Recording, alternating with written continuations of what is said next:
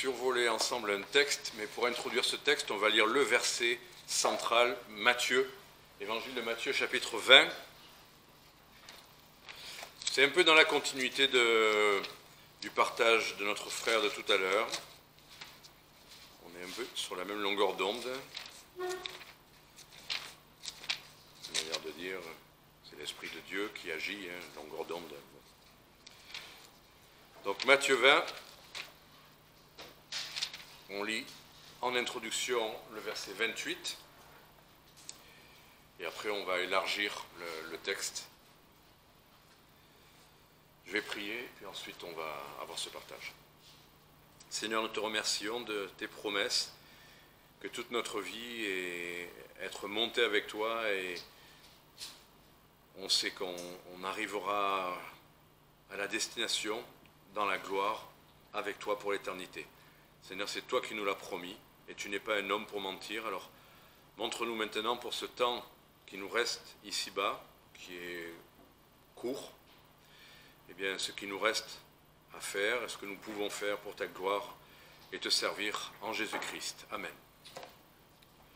Donc, Matthieu 20, verset 28, « Comme le Fils de l'homme est venu, non pour être servi, mais pour servir et donner sa vie en rançon pour plusieurs. » Voilà le but du Seigneur quand il est venu, quand il a pris corps. C'était venir servir, et servir, c'était finalement donner sa vie en rançon pour plusieurs. Voilà. Son exemple seul n'aurait pas suffi. Il fallait qu'il donne sa vie pour nos péchés, sinon on n'aurait jamais pu, jamais, être en relation, en communion avec lui et passer l'éternité avec lui, parce que rien d'impur n'ira au ciel. Donc il nous fallait être purifié avant. Et ce verset commence avec « comme », c'est-à-dire que c'est la suite d'une phrase. On ne va pas lire seulement la phrase, on va lire le contexte maintenant, pour voir en introduction, parce qu'effectivement ce « comme », eh bien, Jésus se donne là en exemple pour nous. Il y a ce qu'il a fait pour nous, mais on va voir avant que ça s'inscrit dans un contexte. Il s'est passé des choses ont été dites, et ça amène à cette idée-là, et après on voit même une histoire qui va illustrer la même leçon. Donc on va commencer la lecture à partir du verset 17 du même chapitre, comme ça on aura le contexte complet. Verset 17. « Et Jésus, montant à Jérusalem, prit à part sur le chemin ses 12 disciples. Et il leur dit, « Nous montons à Jérusalem, et le Fils de l'homme sera livré aux principaux sacrificateurs et aux scribes. Et ils le condamneront à mort. Et ils le livreront aux gentils pour être moqué, et fouetté, et crucifié. Mais il ressuscitera le 3e jour. » Je m'en tiens là, et on va avancer avec les explications au fur et à mesure. Le Seigneur, dans le verset qu'on a lu tout à l'heure, parlait d'aller donner sa vie en rançon pour nous, et là, il leur explique ce qui va se passer. Voilà, il arrive et il s'avance vers Jérusalem avec ce qu'il savait qui allait se passer, et pour lequel il était venu. Donc son service, c'est venir pour être injustement fouetté, crucifié, mais aussi ressuscité, moqué, on l'a vu. On passe au verset suivant. Qu'est-ce que ça va provoquer dans la pensée et dans le cœur des croyants? « Oh non, Seigneur, tu vas souffrir. » Réaction. Alors, verset 20, « La mère des fils de Zébédée s'approcha de lui avec ses fils et se prosterna pour lui demander quelque chose. Et il lui dit, « Mais que veux-tu » Elle lui dit, « Ordonne que mes 2 fils qui sont ici soient assis l'un à ta droite et l'autre à ta gauche dans ton royaume. » Mais Jésus répondant leur dit, « Mais vous ne savez ce que vous demandez, pouvez-vous boire la coupe que je dois boire, ou être baptisé du baptême dont je dois être baptisé ?» Et ils lui dirent, « Nous le pouvons. » Bon, on s'en reste juste voilà, pour souligner, pas besoin de faire beaucoup de commentaires. Étonnant que ce soit ça qui vienne à l'esprit de cette maman, de 2 fils. Ben alors, je ne sais pas pourquoi. Il lui parle de souffrance et de croix, et elle dit, alors quand tu seras à la meilleure place, je veux mes fils, un à ta droite et à ta gauche. Alors, il y a peut-être de la foi là-dedans, dans le sens où elle voyait au-delà des souffrances. Mais puisqu'il avait parlé de résurrection, peut-être qu'elle imaginait qu'après, c'est l'établissement du royaume. Elle voulait les meilleures places. Étonnant, les raccourcis qu'on fait des fois dans nos esprits, comment, on dirait en anglais, on switch de quelque chose de si dramatique que le Seigneur annonce, et de dire, oh ben, donne-nous les meilleures places, hein, qu'on soit mes 2 fils. Bon, je ne veux pas trop parler de ça, parce qu'il y a une maman ici qui a 2 fils, et on pourrait faire des rapprochements abusifs, donc on s'en tient au texte. Voilà. Et Jésus parle d'être baptisé d'une coupe de souffrance, voilà. Et eux disent, oui, il n'y a pas de souci. S'il faut, pour être aux meilleures places, on peut nous aussi passer par le baptême des souffrances. Et il leur dit finalement, il est vrai que vous boirez ma coupe. Donc il annonce qu'eux aussi vont souffrir. Et que vous serez baptisés du baptême dont je serai baptisé, donc baptême de souffrance, effectivement. Mais d'être assis à ma droite et à ma gauche, ce n'est pas à moi de l'accorder. Cela ne sera donné qu'à ceux à qui mon Père l'a destiné. Les 10 autres, ayant entendu cela, furent indignés contre ces 2 frères. On peut le comprendre, leur indignation. Peut-être qu'ils étaient indignés de ne pas avoir eu l'idée de le dire le premier. Mais bon, ça c'est autre chose. Et là, le Seigneur va nous amener sur le sujet. Jésus, les ayant appelés, leur dit, « Vous savez que les princes des nations les dominent et que les grands leur commandent avec autorité. Mais il ne doit pas être ainsi parmi vous. Au contraire, quiconque voudra être grand parmi vous, qu'il soit votre serviteur. Et quiconque voudra être le premier entre vous, qu'il soit votre esclave. » Et là, effectivement, comme le Fils de l'homme est venu non pour être servi, mais pour servir et donner sa vie en rançon pour plusieurs. Donc là, le sujet du Seigneur, le Seigneur était fort aussi pour ne pas se laisser embarquer, on dirait aujourd'hui pour rebondir. Il utilise leur demande un peu honteuse d'être aux meilleures places et aux premières places pour les amener en contraste à ce que doit être un disciple de Christ. Et effectivement, comme on l'a lu tout à l'heure, il va se donner lui en exemple, mais il va leur donner l'enseignement. Et le contraste aussi, il le fait en parlant des grands de ce monde. Vous voulez être premier, vous voulez être grand, vous voulez être vu, mais il leur dit, mais non, regardez, ça c'est le monde. Le monde des princes et des grands, effectivement, aiment ces places-là. Pourquoi ? Parce qu'ils dominent, parce qu'ils commandent avec autorité. Donc là, le Seigneur nous parlant de ce que c'est qu'un disciple, déjà, ça ferait le tri dans beaucoup de milieux chrétiens où des gens pensent que pour conduire l'Église, pour être utile dans le ministère, il faut être comme ça. Des leaders charismatiques, des leaders qui dominent, des leaders qui commandent avec autorité. Et ça, si vous écoutez un tout petit peu ce qui se passe dans certains milieux, ça peut arriver dans nos milieux aussi, hein, mais il ne doit pas en être ainsi. Les gens qui doivent servir dans l'Église ne peuvent pas, ne doivent pas le faire en dominant. Alors il y a des gens qui naturellement ont une certaine autorité que le Seigneur peut utiliser. Mais celui qui veut servir les frères et les sœurs, il ne doit pas chercher les premières places, il ne doit pas chercher à être grand, et jamais, au grand jamais, il doit dominer les frères et les sœurs. S'il y avait bien quelqu'un qui était digne de dominer, c'était le roi des rois, c'était le Seigneur des seigneurs, celui qui est Dieu, qui est digne de toute adoration, d'obéissance. Il aurait pu venir ainsi, avec autorité, parler fort et imposer son autorité. Et il n'est pas venu comme ça. Il est venu pour servir. Et il a vu que pour gagner les cœurs, pour établir son royaume, ça serait cette règle. Si on doit servir les frères et sœurs,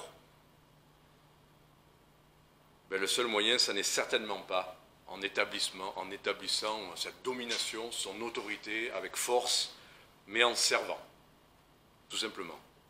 Voilà. Être utile dans l'œuvre, c'est toujours dans un esprit de service. Tout à l'heure, Matthieu nous parlait de ce jeune homme qui vient de se faire baptiser, et donc déjà la caractéristique est de vouloir servir. C'est ça qui doit être la règle de fonctionnement, de disposition dans l'Église. On est là pour servir, quel que soit le rôle que le Seigneur nous assigne dans l'Église. On peut être pasteur, ça s'appelle conducteur, ça s'appelle surveillant, selon les termes employés. Il y a plein de termes, mais peu importe, le pasteur, le conducteur ne le fait pas de manière dominante, ne le fait pas en commandant avec autorité, en disant c'est moi qui l'ai dit, c'est moi qui l'ai décidé, c'est comme ça, point à la ligne. Ça ne peut pas être comme ça. Ça ne doit pas et ça ne peut pas. Quiconque, verset suivant, il ne doit pas en être ainsi parmi vous. Au contraire, on doit fuir ce mode de fonctionnement et fuir ces dispositions. Au contraire, quiconque veut être grand parmi vous, eh bien qu'il soit votre esclave. C'est cet esprit qui doit animer tout service dans l'Église, tout souhait de responsabilité, de charge, ou enfin de quoi que ce soit qu'on fasse dans l'Église, pas pour être grand, pas pour établir son autorité, mais se donner en esclave pour les autres. Ça, c'est une disposition. Se donner, c'est pas toujours facile, parce que là, de le dire comme ça, on va voir par la suite des exemples qui concrétisent ce que ça veut dire vouloir servir. Être esclave. Qu'est-ce que ça veut dire être esclave? Ça veut dire qu'on ne fait pas ce qui nous plaît, qu'on ne fait pas ce qu'on veut. On fait toujours ce qui doit être fait et qui nous est demandé. On est à disposition. Nous, on va dire, oh, bon, d'accord, servir dans l'Église, mais être à disposition, enfin, écoutez, c'est bien ça que le Seigneur a fait. Il s'est laissé faire, il s'est laissé... Bon, je ne veux pas aller trop loin là-dedans, parce qu'on voit plus ce que ça veut dire dans l'Église. Mais quoi qu'il en soit, c'est la règle, les dispositions qu'on doit avoir dans l'Église, être le serviteur, l'esclave des frères et des sœurs, comme le Fils de l'homme est venu, voilà, verset 28, comme le Fils de l'homme est venu, non pour être servi, mais pour servir et donner sa vie en rançon pour plusieurs. C'est déjà ce que nous a dit Jean-Claude tout à l'heure, hein. Voilà, porter sa croix, c'est accepter des fois des choses d'opprobre, des choses qu'on n'aurait pas envie de faire. On n'est pas là pour faire notre propre volonté, on est là pour faire ce qui est à faire. Et on continue le texte, et justement, maintenant qu'on a la leçon, ce qu'on doit comprendre, fait exprès ou pas, je ne sais pas, mais je trouve que dans la suite, il y a des caractéristiques qui se manifestent dans l'esprit de service. Regardez, verset 29, « Et comme il partait de Jéricho, une grande foule le suivit. » Et là, on va être dans des exemples pratiques. Et donc, ils s'en vont, il y a la foule, et deux aveugles qui étaient assis près du chemin, ayant entendu que Jésus passait, crièrent en disant « Seigneur, fils de David, aie pitié de nous. » La réaction du peuple, c'est le peuple les reprit pour les faire taire. On a quelque chose à faire, on s'en va, on va à Jéricho, ne nous embêtez pas avec vos histoires, ne gênez pas notre cortège.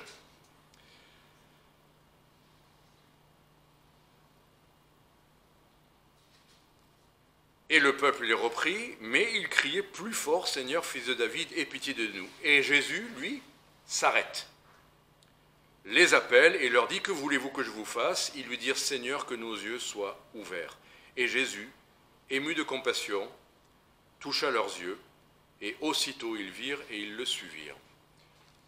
Je trouve cette situation très pratique, très concrète. J'ai travaillé plusieurs années dans le ministère à côté pour pouvoir subvenir à nos besoins familiaux, et j'ai travaillé dans une entreprise. Ils avaient une règle d'or, ils avaient appelé ça la règle d'or. La règle d'or, c'est que quoi qu'on ait à faire, si on est sollicité par quelqu'un d'autre, on arrête ce qu'on est en train de faire pour d'abord répondre à la demande de l'autre. Et dans ma tête, je me disais, mais c'est pas possible ça. Enfin, je veux dire, on est en train de faire un travail, on ne peut pas s'interrompre toutes les 5 minutes si quelqu'un vient nous poser une question, des fois sans importance, ou qui lui pourrait attendre. Je dirais non, attends, je termine d'abord ce que j'ai commencé.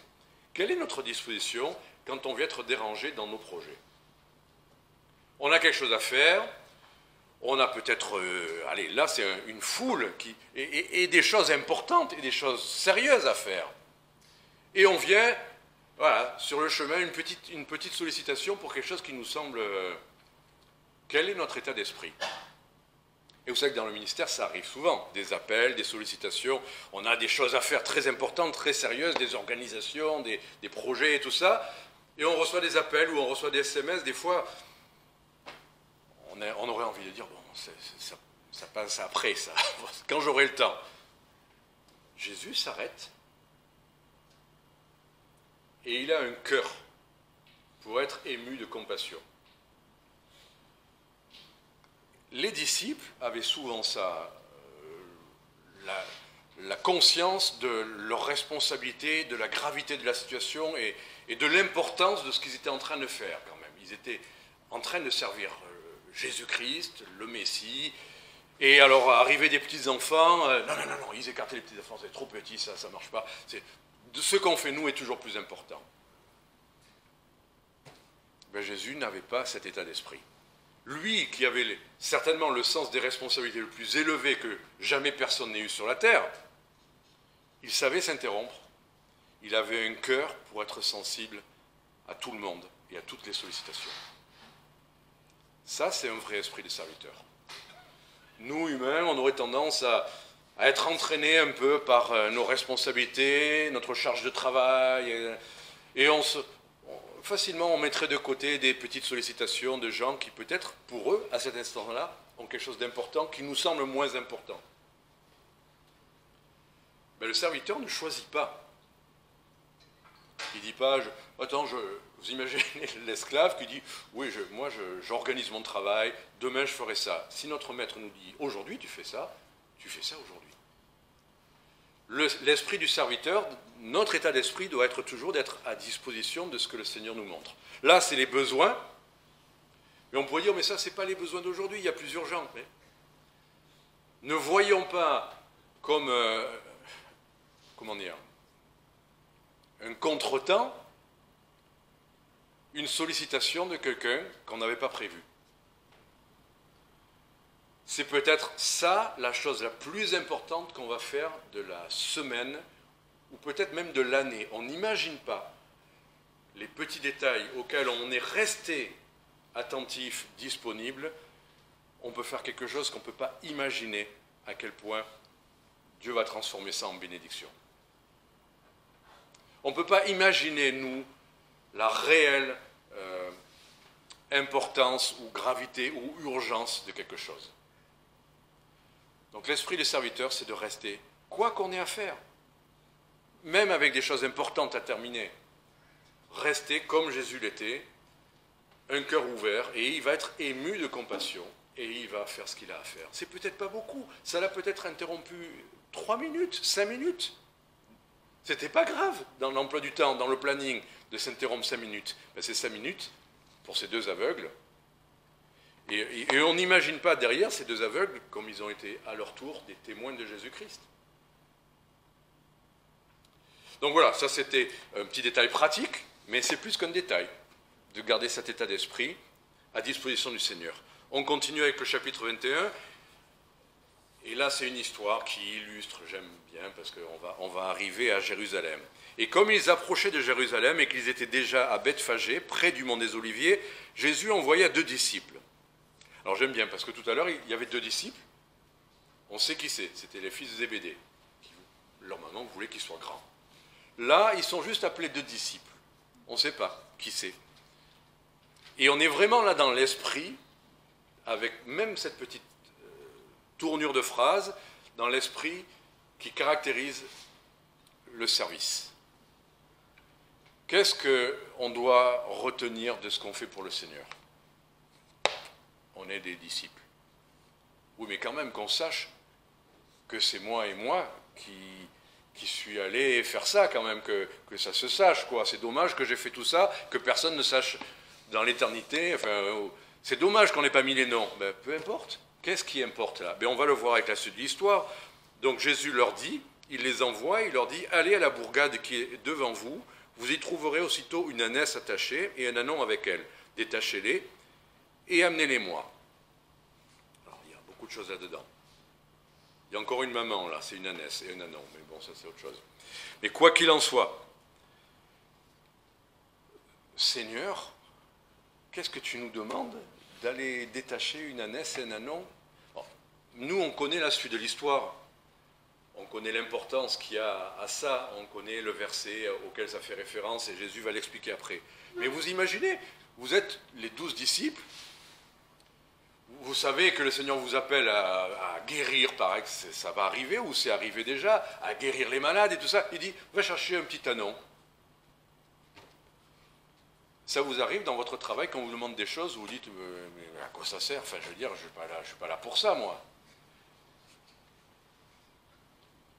Ce qui caractérise un serviteur, c'est que ce n'est pas lui qui sait ce qui est à faire, c'est Dieu qui le sait, et lui, il obéit. Il n'y a pas de discussion. Enfin, ah mais moi je suis prédicateur, tu ne vas pas me demander de mettre la table. Ou, vous voyez, enfin, nous sommes là pour servir. Et j'aime bien parce que obéir, ça veut dire savoir aussi ce qu'on a à faire. Et il y a trop de gens qui voudraient servir, mais qui ne savent pas ce qu'ils auraient à faire. Alors ils courent à gauche, à droite, ils sont partout, ils sont prêts à tout. Et il faut savoir ce que le Seigneur nous demande. On a besoin. Le Seigneur a dit, vous êtes mes amis, je ne vous cache pas ma volonté maintenant. Un serviteur de Dieu, un serviteur tout court, il doit savoir ce qu'il doit faire. Alors après, vous savez, il y a l'enseignement des dons, il y a l'enseignement... Mais c'est plutôt l'esprit de service. Tout le monde cherche des dons, mais cherchez à quoi vous pouvez être utile.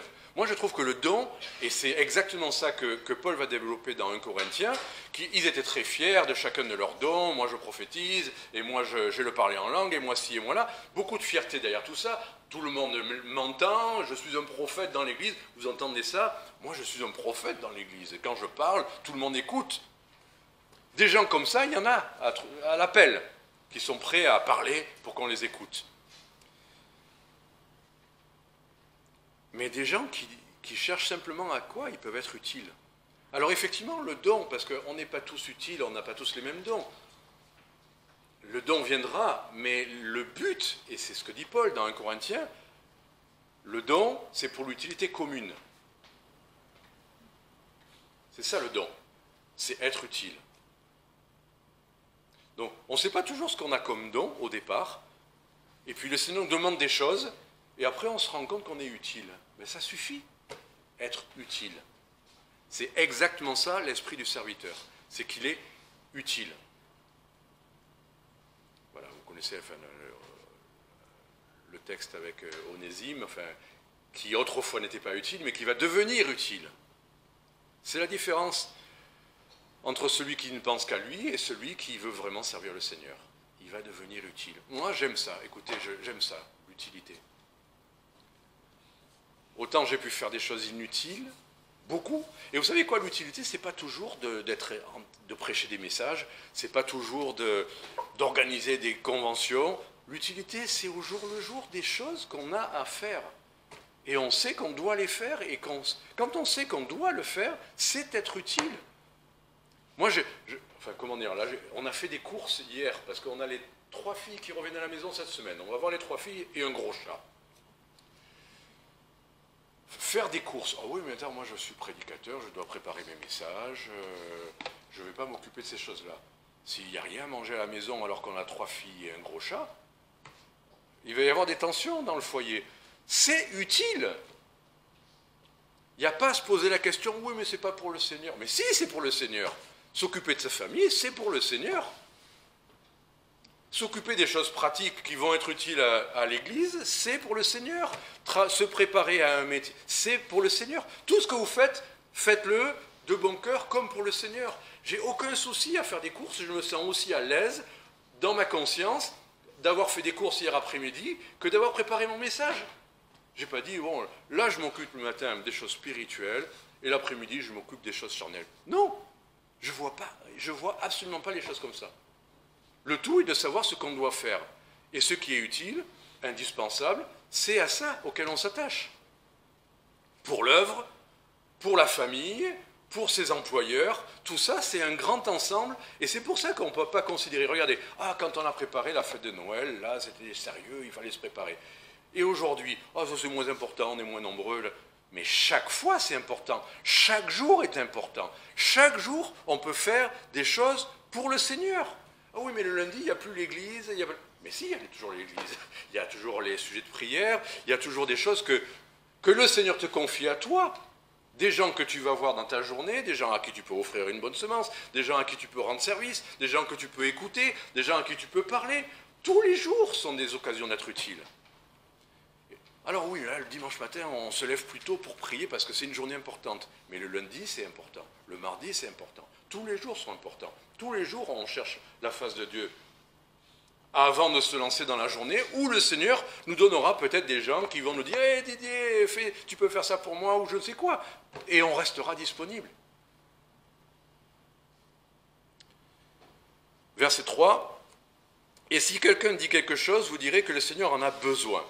Et aussitôt il les enverra. » Vous ne vous souciez pas de tous les détails, de comment les choses seront à faire. Souciez-vous simplement de savoir ce que vous avez à faire. Je vous assure, il m'est arrivé hier d'aller dans une situation sérieuse pour laquelle on prie depuis plusieurs semaines. Et autant j'ai fait tout ce que j'ai pu avant pour me préparer à ça, mais avant d'aller à cette chose, enfin à ce moment-là, je ne savais vraiment pas quoi faire. Je savais juste que je m'étais préparé, que je devais y aller, et qu'après, je ne savais pas par quel bout prendre la situation. Mais alors, vraiment pas. J'ai beau réfléchir, l'expérience, et tout ce que vous voulez, je ne savais pas. Mais, vous savez, dans Jacques, il est dit, si quelqu'un manque de sagesse, il se lamente, il pleure, ou alors il n'y va pas. Non, il demande à Dieu, simplement, et le Seigneur lui donnera sans reproche cette sagesse-là. Donc je suis parti, j'ai demandé au Seigneur, donne-moi ta sagesse, je compte sur toi. Et la chose ne s'est pas passée du tout comme j'aurais pu le penser avec mon cerveau, et ça s'est merveilleusement passé, parce qu'on a vu vraiment dans cette circonstance que le Seigneur a agi, et que c'était la meilleure chose à faire, et c'était la seule chose à faire. Donc, il suffit de savoir ce que le Seigneur nous demande, le Seigneur en a besoin, mais j'y vais. L'évidence dans cette circonstance-là, c'est qu'il y avait un besoin, que j'ai demandé au Seigneur quoi faire, et j'y suis allé. Après, on ne sait pas toujours à l'avance tout ce qu'on doit faire, mais si on sait qu'on est à l'endroit où on doit aller, au moment où on doit y aller, et qu'on s'est préparé sérieusement à la circonstance, le Seigneur nous donnera. Il faut reconnaître qu'on n'a pas de sagesse si on n'en a pas, ou on a des idées. Quelle que soit la manière de faire du Seigneur. Des fois, il nous dit exactement ce qu'on va faire. Et des fois, non. Mais quoi qu'il en soit, on y va, parce qu'il y a un besoin. Le Seigneur en a besoin, et il a résolu les choses. Moi, j'aurais dit, Seigneur, attends, tu es sûr vraiment qu'ils vont laisser partir leur âne? C'est à eux. Moi, j'arrive, je suis un inconnu, je dis, oh, le Seigneur en a besoin, donnez-le-moi. Enfin, je ne vais pas développer ça, j'en ai déjà parlé plusieurs fois. Bon. Mais, verset 4, « Et tout ceci arriva afin que les paroles du prophète fussent accomplies. Dites à la fille de Sion, voici ton roi qui vient à toi, débonnaire et monté sur un âne, sur le poulain de celle qui porte le joug. » Les disciples s'en allèrent donc et firent comme Jésus leur avait ordonné. C'est tout. On va, et Dieu fait ce qu'il a à faire, si nous avons fait ce que nous avons à faire. C'est pas plus compliqué que ça. Et il faut, jour après jour, volonté de Dieu compliquée ou facile, mais peu importe. Il faut faire ce que le Seigneur nous a montré. Le Seigneur en a besoin, et c'est personne d'autre qui le fera à notre place si le Seigneur nous l'a montré. Et on y va, sans crainte. Et le Seigneur pourvoira, le Seigneur bénira, si on est dans l'obéissance. Et ils étaient loin d'imaginer, eux étaient loin d'imaginer qu'ils étaient en train d'accomplir la prophétie du roi qui vient sur un ânon. Ils ont juste obéi. Et nous, des fois, on fait des petites choses, on n'imagine pas ce que Dieu est en train de faire. Mais on l'a fait, et Dieu, après, fait ce qu'il avait prévu. Ils amenèrent l'ânesse et l'ânon, et ayant mis leurs vêtements dessus, ils les firent asseoir. Alors des gens en grand nombre étendaient leurs vêtements par le chemin, et d'autres coupaient. Vous voyez, ça a commencé juste par aller chercher un petit ânon et une ânesse, et d'un coup, la foule est en train d'adorer Jésus-Christ. Ils auraient, eux, avec leur cerveau, n'auraient pas fait le rapprochement entre le fait d'aller chercher un ânon et le fait que bientôt les foules allaient adorer. C'est pareil pour nous. Ce qui nous semble être une petite chose, que le Seigneur nous demande, peut être vraiment ce que Dieu utilise pour faire de grandes choses. Et c'est pour ça qu'il faut être attentif à tout ce que le Seigneur nous montre, jour après jour. Ce qui nous semble être un petit détail dans la journée, peut-être passer 5 minutes de plus dans la prière, alors que nous, on est déjà en train de travailler à autre chose, alors qu'il nous montre, non, c'est 5 minutes avec moi encore. Tu n'es pas encore prêt. Ou au contraire, va préparer le repas, et vous pensez, non, il faut d'abord que j'ai encore un long moment de prière, et le Seigneur dit, non, va préparer le repas, c'est ça qu'il faut faire. Et les invités arrivent une demi-heure en avance, enfin bon, peu importe, mais faire ce qu'on a à faire et que le Seigneur nous a montré. Et Dieu fera ce qu'il a prévu. Et c'est ça qui compte. Et qui est glorifié là? Ni les 2 disciples, ni l'ânesse, ni l'ânon. Ça, c'est les effets spéciaux. On travaille de plus en plus les effets spéciaux pour le message. Voilà, verset 9, la multitude qui allait devant et celle qui suivait criait en disant « Hosanna au fils de David, béni soit celui qui vient au nom du Seigneur, Hosanna dans les lieux très hauts. » Et quand il fut entré à Jérusalem, toute la ville fut émue et on disait « Qui est celui-ci » Et le peuple disait « C'est Jésus, le prophète de Nazareth, de Galilée. » Et Jésus entrant dans le temple, les choses ne se passent pas comme les disciples pensaient, parce que quand il va rentrer dans le temple, il va commencer à mettre de l'ordre dans tout ça. Mais peu importe, même si ces foules-là vont après être les mêmes foules peut-être, qui crient crucifie, crucifie, il n'empêche, c'était la volonté de Dieu qui s'accomplissait. Les choses ne se passent pas toujours comme on le pense, les résultats ne dépendent pas de nous, des fois on va voir beaucoup de résultats à une chose qu'il nous a montré, ou pas du tout. Des fois on va voir l'inverse même de ce qu'on espérait, mais si nous avons fait ce que nous avions à faire, nous savons que Dieu accomplit son plan. Et c'est ça qui compte. Terminons par la prière. Seigneur, nous te remercions parce que tu ne nous as pas demandé des choses trop compliquées pour nous. Nous ne sommes pas, nous, les organisateurs du grand plan, du salut des âmes. Simplement, nous sommes des semeurs. Et c'est toi qui fais croître, c'est toi qui donne la vie, c'est toi qui enfante, c'est toi qui te glorifie, c'est toi qui es vu. Et Seigneur, pourvu qu'on nous oublie, si tu es toi, adoré. Au nom de Jésus-Christ. Amen.